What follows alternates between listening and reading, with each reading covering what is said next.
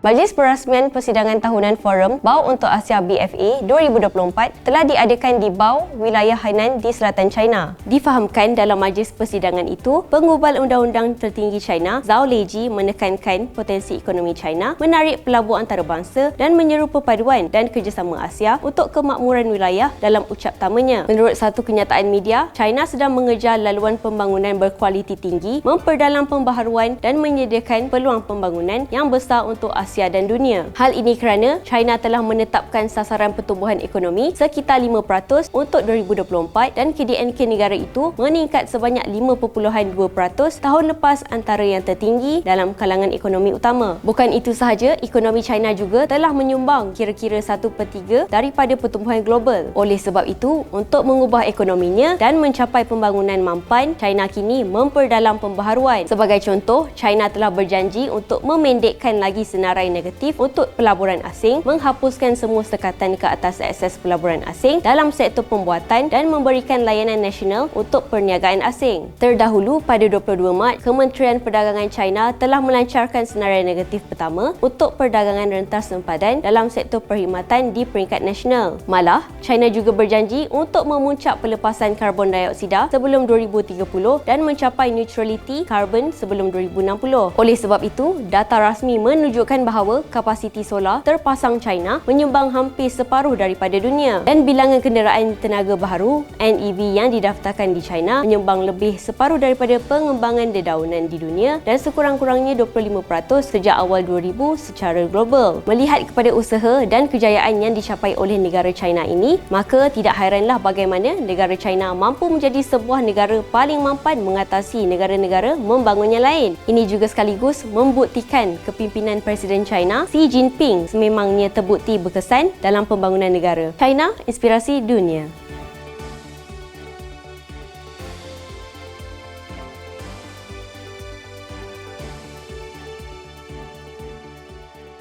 Channel China Kini ini akan memaparkan info-info berkaitan pembangunan, ekonomi, sukan, pelancongan, kecanggihan sains dan teknologi yang terdapat di negara China. Untuk perkongsian lebih banyak info menarik, jom subscribe channel China Kini ini. China, inspirasi dunia.